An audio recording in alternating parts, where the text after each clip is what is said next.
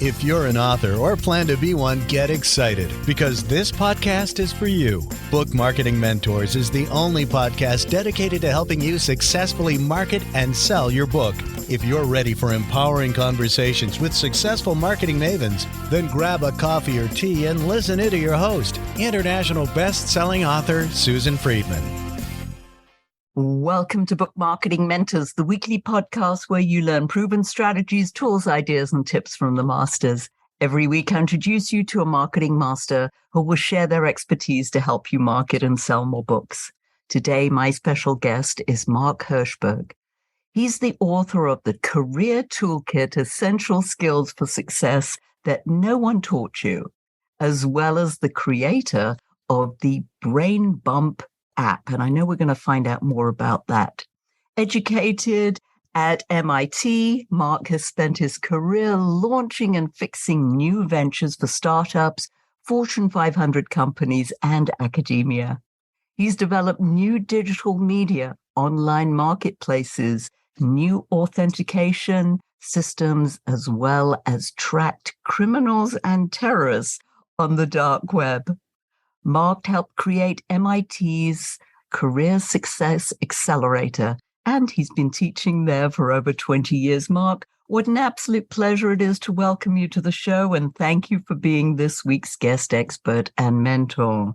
Thanks for having me on. It's my pleasure to be here.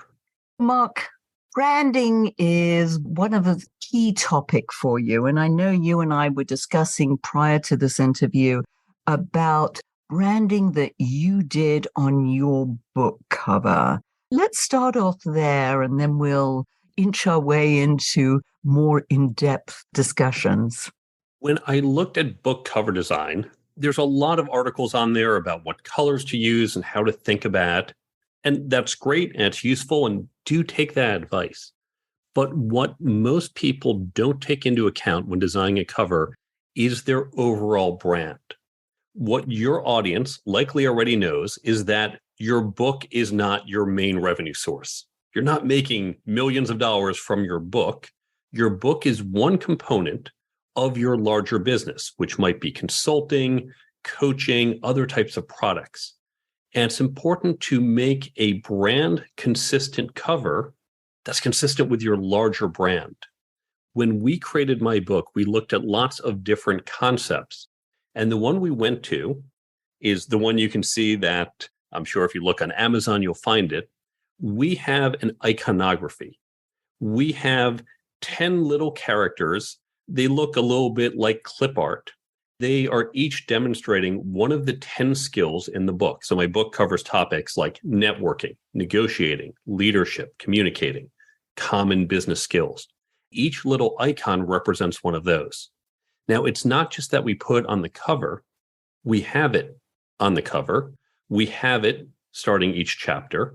We have it on our website. We use them in social media. I use them with my talks. I use them on my other collateral. I use them in my app. We didn't simply create a cover. We created a consistent brand across all our media that helps reinforce that brand recognition. And that's how people need to think about their cover design, not as a cover, but as a component of the brand. And that's so important. And what comes to mind as you said that, Mark, is I just think of like the golden arches and logos that you know, iconic logos, the IBM logo, the Nike swoosh, and that's all over what they do.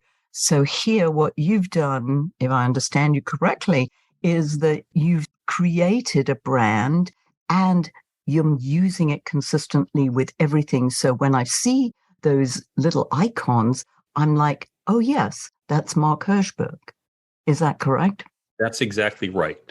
And now it may be your golden arches or your swoosh, and that's it. And that's prominent on the cover and it's prominent on your website and elsewhere.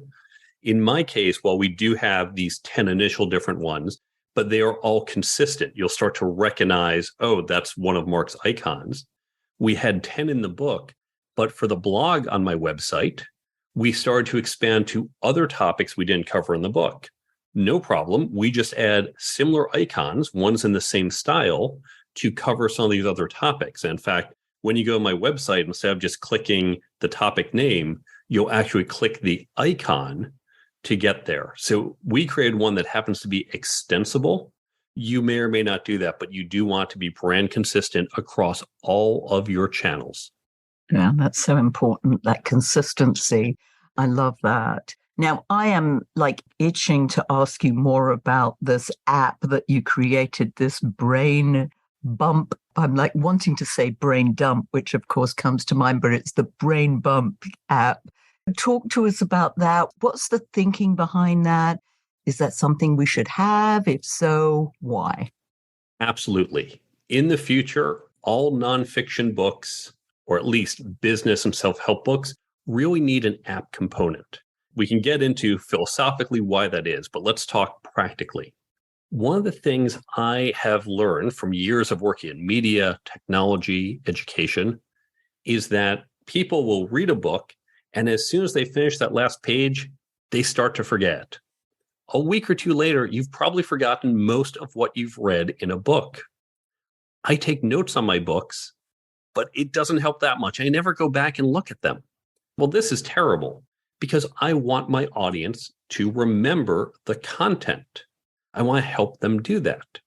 And the challenge comes from where you read content isn't always where you need content. For example, I have networking tips. Where do you read them? Sitting on your couch. Where do you need them? 6 weeks later, right as you walk into the event. I'm not helping you if you forgot them between now and that event. So I wanted to come up with a way to help people remember the content.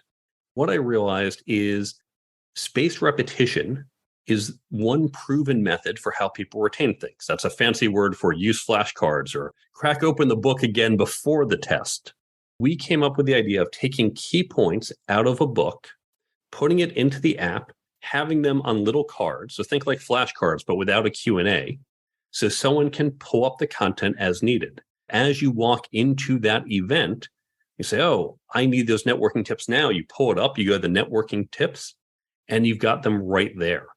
But then the other key point is that some content isn't something that you need right away. It might be you're a new manager and there's a lot of stuff you need to know, or you're having trouble in your marriage and you just need advice on a good marriage, but you can't say to your spouse, wait, time out, I have to pull out an app and see what to do. You need this top of mind. Again, spaced repetition, that repeated exposure to it helps you retain it. But no one's going to open an app every day. I assume people are lazy. Laziness is one of our design principles. You don't even need to open the app every day. The app will surface to you one of the tips on a topic you asked for at a time you asked for. For example, at 9 a.m. each day, you get a tip on management, and you keep that top of mind as you go into work. By seeing these over and over, you start to retain it.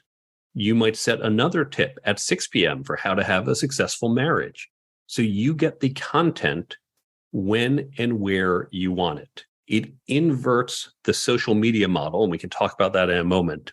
Now, this is the value to the app user, the value to the content creator, the author, or the podcaster, because we support books, blogs, podcasts, classes, and talks, is that first, your audience remembers, and you do care about your audience. Second, word of mouth marketing only works if they remember your content. Third, we drive traffic to your website, to your back catalog of blog posts and episodes. And fourth, when you think about what you're trying to do, your book was that entree into your services. Someone will buy perhaps a $20 book off of a podcast, but they're not going to buy a $5,000 service off of a podcast. You need to move them through the know, like, and love stage of your brand. So the repeated brand exposure, because when they see the tip, they see who it came from. They see your book, they see your brand. It builds up that brand trust and equity and helps you engage with your audience so they are ready to do more with you. Oh, I'm jumping up and down here, Mark. I know you can't see me, but I mean, this is so exciting because I know that something that you're focused on is the future of media. Is this an entree to the future of media? This whole idea of apps and, as you say, letting people read what they need when they need it. That's exactly right. If you think about how content has been used in the past, first, it is dissociated from when we need it, dissociated in time and in space. And we'd much rather have things when it's context relevant. If you think about those pop-up virtual displays, Google Glass was an example, and everyone hated Google Glass. But the idea is, of course, I'm walking down the street and I've got my virtual glasses and I see you. Think, oh, I can't remember your name. And if it pops up, oh, this is Susan. And then it shows me, when did we last speak? It might give me the names of your kids. It's like, okay, good. This is just what I need as I walk up to you. And I can remember what I need for our conversation. That is contextually relevant information in time and place. Books don't do that.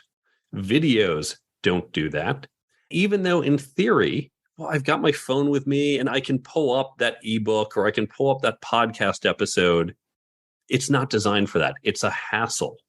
One of the reasons is because most of our media is linear. Books are designed front to back. Videos and podcasts you listen to start to finish. It's not easy to jump in. Yes, there are some indexes, but they're not great. Really, we need to think about the content that we create in the future to not be in this linear format, but in a nonlinear format. Think more like Wikipedia, where you can jump around and you can come in from the side and you can drill in, follow a thread across what might feel spatially disparate, but is logically connected. And so we can allow our content consumers to access our information when and where is contextually relevant for them. Brain Bump is, I think, one of the first examples. A wiki is another, but there's going to be so much more to come in the future. Yes. And what's going through my mind, I mean, I've got a 1,000 questions going through my mind as what, you're saying all of this. What our listeners love to know is, okay, this is great. How do I even go about creating something like this? I would recommend don't create your own app. I did that for my book. The pilot version of Brain Bump was an app called the Career Toolkit app. That was dedicated for my book, and that's where we use those icons and that brand consistency. But if you create your own app, you're going to have a couple challenges. First, you have to create an app. That means getting some software developers. This is what I do because I build tech companies. Most people, I know authors, many sometimes struggle with their websites. Trying to build software is probably not where you're going to get the best ROI. The second challenge is you then need to get people to install that app on their phone. So now you're saying, buy my book. Oh, and sign up for the email list. Oh, and you also have to download this other app. And it's a lot of different things.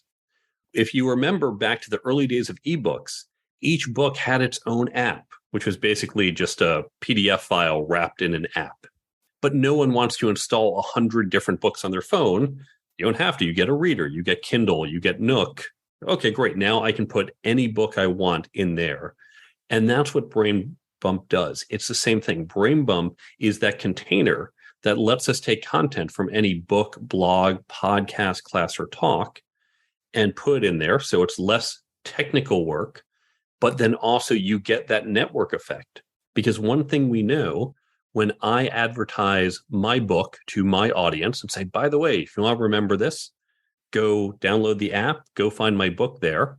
They don't just stop at my book. They go and find another book or another podcast and engage with more content. You also get a network effect from being on an app like Brain Bump. That's exciting. Oh, my goodness. Wow. You and I are going to talk more about that.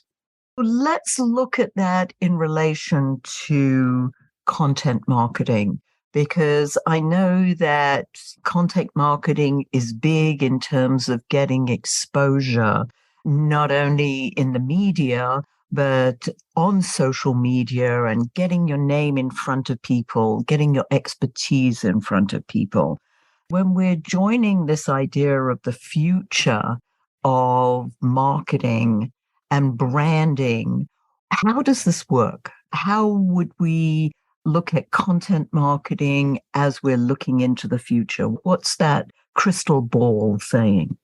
You want to think about how you get your information, not your entire book, but the parts of it, that thread on some topic, how to get those pieces in the hands, in the minds of your audience at a time that is right for them.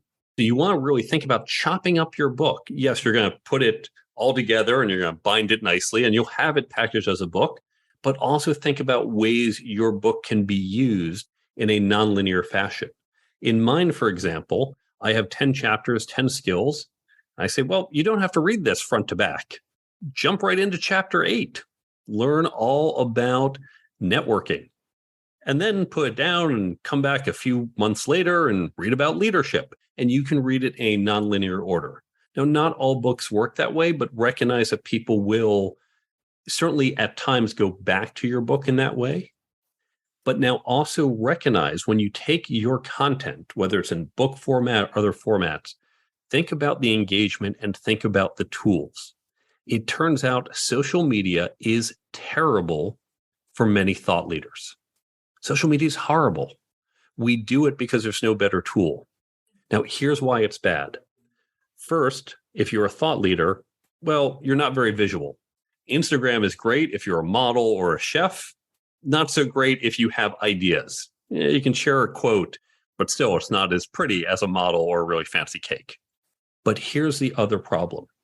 If you are a leadership expert, today you happen to tweet at 3 p.m. today, you put out a great quote about leadership. Half your audience doesn't see it because they weren't on that social media channel today. Of the people who do see it, some of them say, yeah, that's great, but I don't think about leadership today. I've got to think about marketing or fundraising or hiring or some other issue. So that's not relevant. I'm not really going to pay attention to it. I'm going to scroll past it. Then what happens? It fades away because no one is looking at your quotes, at your posts from 6 months ago on social media. Social media is designed to be temporal. At the same time, if you haven't posted this week or 3 times this week, and then again next week and the week after that, well, it looks like you're not active. You're on that social media treadmill, constantly putting out new content, even though your content from 6 months ago, that was great. That's still relevant today. It's evergreen content. Social media isn't designed for thought leader evergreen content. And that was one of the design principles of Brain Bump is we said, how do we make it pull, not push? Instead of I'm pushing this content at this time and well, I hope it resonates with someone. We let the content consumer pull it to them when it is relevant for them. 9 a.m. as I walk into the office, I want that management advice. Think about your content and think about how you can let your users pull your content, not necessarily the whole thing, but parts of it, pull it, take it to them when it is relevant, and look for different media channels. Look for different marketing channels that will let them get it when it is contextually relevant. Oh, that just makes so much sense to me. And because I'm not a social media person, because I don't have time for it. But you're absolutely right. It is temporal. It's like in the moment, I'm seeing something. Maybe I looked for it or maybe I didn't look for it. It's in my face because I log on to one of the sites. Then it starts taking you down a rabbit hole, which you didn't want to go down in the first place, but somehow you got sucked into it. Then you end up buying something that you don't need. I mean, this is the worst possible situation.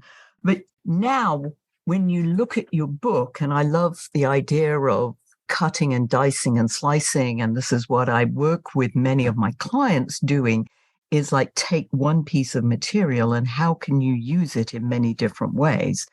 If I'm understanding this again correctly, this whole idea of this brain bump is that the main pieces of information, the strategies, the tactics, the tips, those are, put down in small little bite-sized pieces that you offer up as and when the user needs them. Is that correct? Am I on the right track here? You are. Let's talk about Brain Bump and let's talk about in general. With Brain Bump, what you would do is take highlights think about going through your book and what are the things you would highlight as a reader? Here's that key point. Here's that quote. Here's that thing you want to remember. You can put those onto the Brain Bump app. Now, once they're on the app, and we have lots of tools to make that easy, and we have people who can help make it easy for you.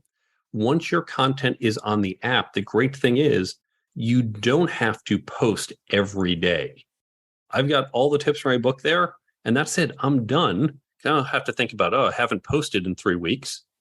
I don't post at all. But every day there is some user on the app saying, I need some networking advice. And magically, my networking tip appears to that person who's looking for that advice. So it's a little work up front. I had to get my tips in there, but then I don't have to do incremental work. It just happens automatically. We flip kind of the level of effort. But I would say more generally, when we think about these ideas, so you think about those key points from your book. And by the way, when you're thinking about, well, is this going to hurt my sales? I'm sure there's someone out there who's saying a $20 book. There's some college students saying, yeah, $20 is expensive. And if I can get it for free on the app, I'm going to do that. So I'll probably lose a few sales. But I think I'm going to benefit from all the word of mouth marketing, from all the top of mind, from all the people who have stronger brand equity, more than makes up for it. But now, generally, if you think about this content, you think about your key ideas, you can, of course, take these ideas, you have them in your book, you can share them on social media. And by the way, the tool makes it easy to share on social media as well. You can turn them into blog posts. Even if it's just 200, 300 words, there's a blog post, or you can do longer ones. You can have them as ideas in a podcast, whether you're speaking on others, or you have your own podcast. That's just a once a week, here's a 3-minute, 5-minute podcast where I just explore an idea. You can turn them into content on your website to create a more content-rich website. If you put different ones on different pages and now you have all these cross links, it's great for SEO. You can turn them into a lead magnet. Here's 99 great tips on whatever your topic is. You can download them here, but of course, I need your email address. And it might be all from your book. It might be some from your book. It might be from other sources. But you can take these ideas and you can use them in so many different ways. What's going through my mind too is that one of my colleagues and a client has created an app for the interior design industry, because that's the industry that she's in. We're talking about the idea of opportunities potentially for sponsorship, maybe advertising on her app. I mean, she's created this app, either people making it, bringing some income. How does that work with your situation? Is there opportunity for some kind of revenue or sponsorship opportunity? How does that work? You're asking with the app or with these ideas in general? With the app, yes. Right now, we're not even charging people. This is all free. So you can get your content on there for free. Down the road, I'll have to monetize. And there are different ways to do it. One way could be, for example, sponsorships that, we're going to promote the book of the day. Frankly, it's because they paid us money. And that's what caused us to say to everyone, check out this book. That's one way to go. But in general, we want the app to be let the best content surface. But you don't even have to win. You don't have to be the promoted one, because this is about taking your audience and building that brand equity, building that trust as they go from, well, I heard about you, I read your book. And what some people are doing, by the way, is they have in the book the QR code or the link to their content on the app. And so I say this in my book that I did with the app that was just for my book, because we didn't have Brain Book at the time. In the introduction, I say, go download this app and have the app alongside the book as you read it. So as you read a chapter, each morning for the next few days, you're getting reminders about it. And that helps them retain what they got in the chapter. People can use it that way. You don't have to be the number one piece of content, the most popular thing on this app. It's not like social media where the most followers win. It's taking dedicated followers and moving them along that brand trust path. I love that. The idea of you're not necessarily creating your own individual app, but you have a space on BrainBump to be able to do that. Is that correct? That's right. Because if you have to do your own app, you have to convince people to install it, then you had to build it. This way, you get a spot there. You're not competing against each other the way you are on social media. There's not that scroll of, oh, there's so many things, and then they're trying to shove more things that they recommend to me. We just say, you asked for this content, you asked for these tips from this person. That's what you get. You get what you asked for. We don't want to bother our users by sending them extra notifications and ads and other things. It's very focused. It relates to getting you in front of your audience. Now, there is the opportunity that other people can discover you. I mentioned people will download my book and then they'll look and get someone else's book or someone's blog and they find a different podcast. There's some of that too, but it is about building your engagement with your audience, independent of what everyone else is doing. Now, using this, is there an opportunity then to build your own list and get people to opt in, let's say for a lead magnet that they can view on this app or that they get downloaded when they sign up for your list? How does that work, that interaction? Right now, we don't do that. We're very respectful of our audience and not tracking information or taking it. If we find this is a requested feature by our groups, which could be the authors and content creators, as well as the app users, if we find this is what people want, we can certainly add a feature like that where people who have added your content can then opt into your email list or can get a free gift from you or something where there's an exchange of information. Right now, we are continually getting input from our two communities, the content creator and the content consumer community, to direct our roadmap. Yeah, because building your own list, as you know, I mean, this is yours, it's proprietary. Unlike, as you say, on social media, you can follow, thousands of people might follow you, but they're not necessarily people who are going to buy from you. They're just following you. Whereas you can promote to the people on your list. Building your list is key. What are your suggestions there? I know that lead marketing, lead generation is part of your background. What do you recommend there? Because I'm always telling people, get people to sign up on your list so then you can promote to them rather than relying on social media, which obviously you can't do that in the same way on social media. As you mentioned, I do have a background in lead generation, in email marketing. I've literally sent out hundreds of millions of emails in a year to an opt-in list. They all want to be on it, but I've spent years doing that.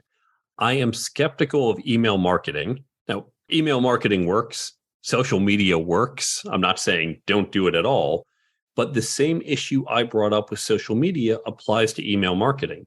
You're sending out that email Thursday morning at 11 a.m.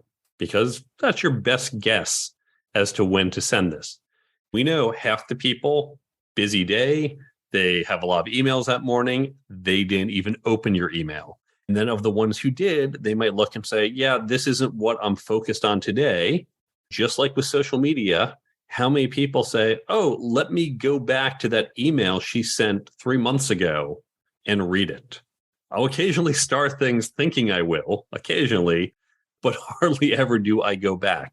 And you have that same temporal issue with a cluttered, busy inbox, just like a cluttered, busy social media screen. It's still that push marketing, and we want to shift to a pull marketing. Now, if this is an idea just off the top of my head, if you can create a system to let people pull in certain emails when they want it, that might be more interesting. Of course, you're thinking, well, all my emails are on my website, so they can go to my page and find it. They're all blog posts or whatever. Okay, that's a good step, and you're getting more SEO because now it's on your website, but it's still probably not as convenient as it could be. Always ways in which we can refine what we're doing, Mark. I know that our listeners want to know more about how they can get in touch with you. And I believe you have a free gift for them. So take it away. The easiest way is to go to brainbumpapp.com, all one word, brainbumpapp.com. You can download the Brain Bump app completely free. You can try it out. At the bottom of the page is an apply button. If you're interested in learning more, you can click that. It'll take you 60 seconds, fill out some information. I can get in touch with you and we can talk more about Brain Bump. If you want to see some of the other stuff I do, there is the Career Toolkit book website. On that website, you can see, of course, the Career Toolkit book. You can see other resources I have there. You can see how I designed my website. You can see the branding that we talked about. And there's a contact page where you can send me a larger message. If you're curious about some of the philosophy and thinking about Brain Bump and about the future of media, I have a third website, cognoscomedia.com, COGNOSCO media.com. And at cognoscomedia.com, you can read some of our articles about how we think about media, and you can learn more about Cognosco and Brain Bump in general, and get in touch with me. So 3 websites, brainbumpapp.com, thecareertoolkitbook.com, and cognoscomedia.com. Perfect. And I'll put all those links in the show notes, Mark, as well, because people may not be able to write them down while they're listening to this. As you know, we always like to end off with a golden nugget. I know that you've given us so many beautiful, incredible tips, wisdom, gems. However, just one little golden nugget. What would you like to leave our listeners with? Whenever we do sales, we always think, how can I make it easy for the person to say yes? I'm going to remove their objections. I'm going to make it very easy. I'm going to do as much work as I can so they can just say yes. It's easy to say yes. We are selling our ideas. So you want to think about, what can I do to make it very easy for them to say yes to my idea, to get that idea efficiently, to get it quickly, to get it when it is most relevant and useful. And that's what we've talked about in the future of media, is how you find the right time and place and channel. But in general, think about, I am selling ideas. How do I make it easy for people to say yes to my ideas? Fabulous. Yes, because it is. I mean, our book is just chock full of ideas.